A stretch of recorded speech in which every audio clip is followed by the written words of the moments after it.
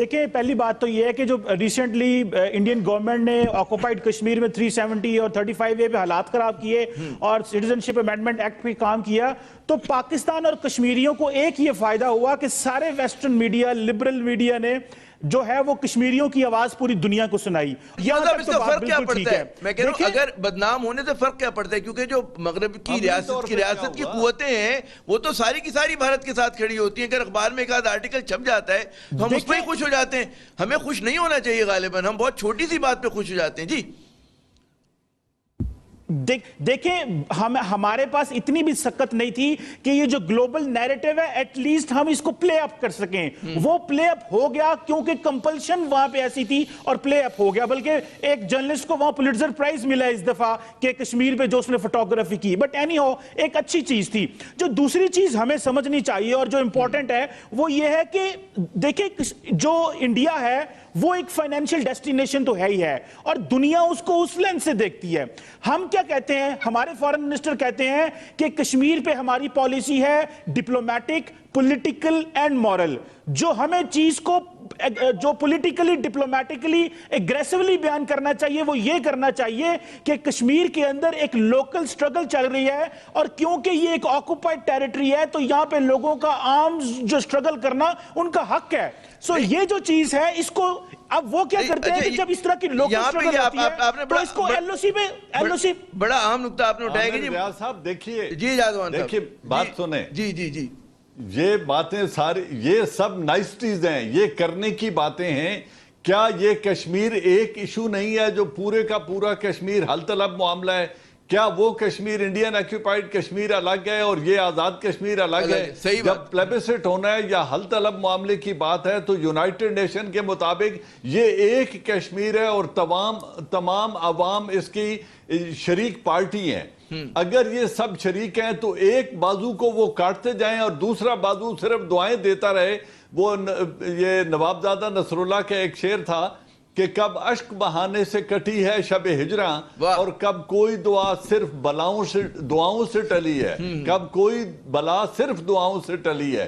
تو بات یہ ہے کہ اگر اس کشمیر کے آپ ایک ہاتھ باندھ دیں کہ آپ نے کچھ نہیں کرنا، آپ نے لائن آف کنٹرول کراس نہیں کرنی جب تک میں اجازت نہ دوں، ایک بازو باندھ دو اور ایک کو ذبح ہونے دو، تو پھر کس نیریٹو کا ہم انتظار کر رہے ہیں؟ اور ان کے ذبح ہونے کا ہم انتظار کریں گے کہ وہ ان پہ ظلم کرتا جا رہا ہے، دنیا کو ڈس ریگارڈ کرتا ہے۔ نیریٹو بن گیا، 80,000 لاشیں کشمیریوں نے اٹھا لی، دنیا نے کیا کر دیا؟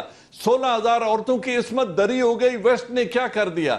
پیلٹ گنز یوز ہوئے، دنیا نے کیا کر دیا؟ ان کی آرمی جو کشمیریوں کو شیلڈ کے طور پہ جیپ کے آکے باندھ کے بٹھا کے چلا رہی ہے، دنیا نے کیا کر لیا؟ دنیا اپنے مفادات دیکھے گی اور ہم نے دیکھنا یہ ہے کہ ہمارا مفاد کیا ہے اور کشمیری کیوں ذبح ہو رہے ہیں اور ہم دوسرے بازو کو باندھ کے کیوں بیٹھے ہوئے ہیں۔ یہ چیزیں دیکھنے پڑیں گی اور یہ ریزالو سے حل ہوتی ہیں، یہ صرف زبانی تقریروں سے اور نیریٹو سے حل نہیں ہوتی ہیں۔ ہماری انڈو پاکستان تاریخ کا ایک چہرہ آپ کے سامنے رکھتا ہوں۔ جب ایسٹ پاکستان میں بات ہو رہی تھی، ایسٹ پاکستان کا انٹرنل معاملہ تھا، ان کے ساتھ اگر ناانصافی ہوئی تھی، ٹرانسفر آف پاور نہیں ہو رہا تھا، جو کچھ بھی ہو رہا تھا یہ انٹرنل معاملہ تھا پاکستان کا۔ یہ نہ یونائٹڈ نیشن کا حل طلب معاملہ تھا، نہ ڈسپیوٹڈ ٹیریٹری تھی، ایک ملک کا اندرونی معاملہ تھا۔ ہندوستان نے اس وقت روس کے ساتھ ایک معاہدہ کیا اور فوج کشی کر کے فوج داخل کر دی، اور اندرا گاندھی از آن ریکارڈ اس نے یہ کہا تھا کہ کیا وہاں قتل و غارت ہوتی رہے اور قتل عام ہوتا رہے اور ہم خاموش تماشائی بن کے بیٹھے رہیں؟ کیا وہی جو انالوجی ہے، کیا وہی لاجک جو ہے آج پاکستان جبکہ سٹیک ہولڈر ہے اور کشمیر ایک حل طلب معاملہ ہے، یونائٹڈ نیشن کے اندر ایک ڈسپیوٹڈ ریالٹی کے طور پہ ایکسپٹڈ ہے، کیا وہاں پہ ایسٹ پاکستان سے زیادہ قتل و غارت نہیں ہو رہی؟ 80,000 لاشیں نہیں اٹھائی جا سکیں؟ تو جب وہ سب کچھ ہو رہا ہے تو آج پاکستان وہی اندرا گاندھی کے نیریٹو پہ عمل کیوں نہیں کر سکتا کہ کیا ہم قتل و غارت دیکھتے رہیں؟ اچھا بالکل۔ میں اگر 20 سال کی میں آپ کو پاکستان کی 20 سال کی پچھلی پالیسی بتا دیتا ہوں۔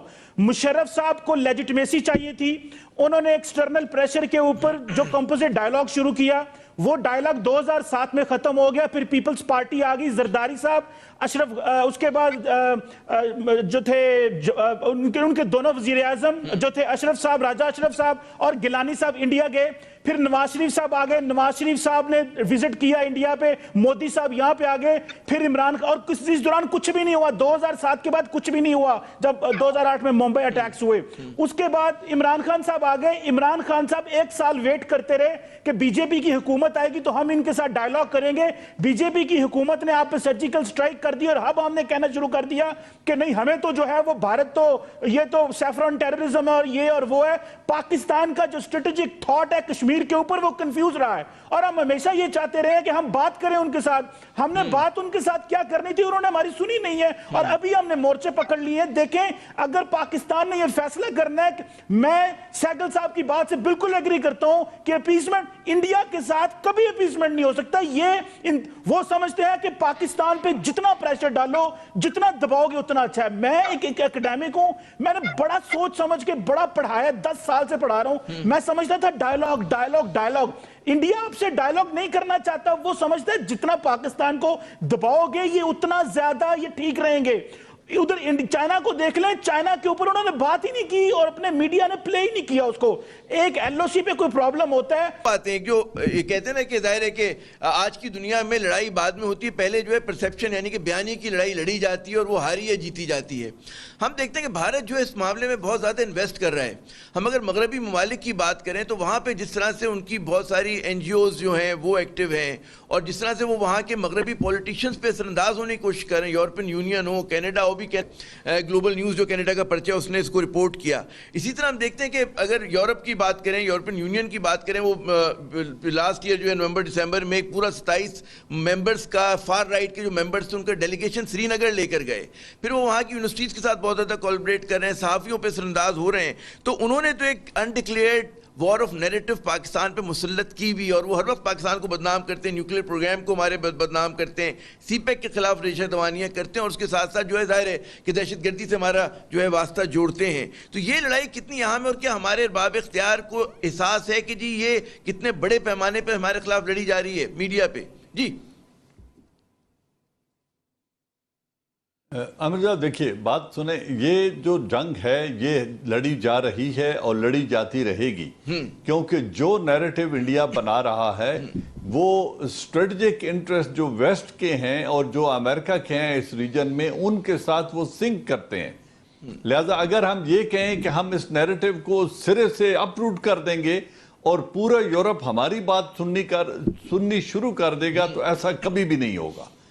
آپ نے دیکھنا یہ ہے کہ آپ نے اپنی سینسٹیوٹیز کو کیسے سیف گارڈ کرنا ہے. یہ جو دہشت گرد تنظیمیں سو کالڈ تھیں, یا جیش محمد تھی یا دوسری جو تنظیمیں تھیں, ان کی لیڈرشپ کو ہم جیل کر چکے ہیں, نظر بند کر چکے ہیں. تنظیمیں ان کی پروسکرائب ہو چکی ہیں, ان کے ایسٹس اور اکاؤنٹ فریز ہو چکے ہیں, اور ان کے خلاف پورے طور پہ مکمل طور پہ قانونی کارروائی پاکستان میں عمل میں لائی جا رہی ہے. اس سے بیانڈ نہ ہم کچھ کر سکتے ہیں نہ کچھ کرنے کی ضرورت ہے. ایک سوال کا جواب, جب آپ نے لیڈرشپ کو سزا دے دی اور جیل کر دیا. ایک میرا ضمنی سوال, بہت سارے لوگ پاکستان میں شاکی ہیں اس پالیسی کے اوپر. وہ کہتے ہیں کہ جی ان لوگوں نے اگر پاکستان میں کوئی کسی قسم کی تشدد میں انوالو نہیں ہے, دہشت گردی نہیں کی, تو کیوں جو ہے بھارت کے دباؤ میں آ کر آپ جو ہے لشکر طیبہ یا جماعت الدعوہ کی قیادت کے خلاف کارروائی کرتے ہیں؟ کیا وجہ ہے یہ جو آپ جب ہم خود کارروائی کرتے ہیں تو آپ جو مسلح مزاحمت کا بیانیہ ہے, جہاد کشمیر کا بیانیہ ہے, ہم لوگ خود کمزور کر دیتے ہیں؟ اجاز امان صاحب جی. بالکل ٹھیک ہے, میں اسی کی طرف آ رہا ہوں کہ اگر آپ یہ نیریٹو سن کے اپنی پالیسیز بنائیں گے, اگر آپ جو دشمن چاہتا ہے آپ وہ کچھ کرنا شروع کر دیں گے, تو آپ اپنے نیشنل جو انٹرسٹ ہے اس کو کیسے سیف گارڈ کریں گے؟ آج جس اپرچونٹی کو اکرام سہگل صاحب بات کر رہے ہیں, ایک اپرچونٹی آج آپ کو کشمیر میں ملی ہے جو 70 برس میں نہیں ملی تھی. وہ یہ تھی کہ آج تک ہندوستان نے انڈین آکیوپائیڈ کشمیر کی لیڈرشپ کو تقسیم رکھا, اور ان میں ایک جو لیڈرشپ تھی جو عبداللہ فیملی اینڈ مفتی فیملی تھی, یہ ہمیشہ سپورٹ کرتے رہے یونین ود انڈیا کے ساتھ. جی اور اس میں آٹونومی مانگتے رہے. حریت والے ہمیشہ آزادی کے طلبگار رہے, وہ انتخابات اور پلیبسٹ کی بات کرتے تھے, اور ایک اور گروپ تھا جو انڈیپینڈنٹ کشمیر کی بات کرتا تھا. تو اس ڈیویژن کی وجہ سے ہندوستان فائدہ اٹھاتا رہا. اب یہ فرما رہے ہیں کہ جی کیش کریں حالات کو. ظاہر ہے کیش اگر کرنے کی بات ہو رہی ہے قمر چیمہ صاحب, تو اس کا مطلب ہے کہ عملی مدد کی جائے, اور جو ہم لوگ دشمن کے بیانیے پر ان کے دباؤ میں آ کر اپنے مطلب اپنے ہی لوگوں کے خلاف کارروائی کرتے ہیں, یہ ایک سوالیہ نشان ہے. اور پھر جو ایک نیریٹو کی لڑائی بھارت نے پہ مسلط کی ہے, کیا ہمارے ارباب اختیار کو آپ کے خیال میں اس پہ نظر ہے, کوئی اس کو کاؤنٹر کرنے کی کوئی منصوبہ بندی ہے, نہیں ہے؟ جی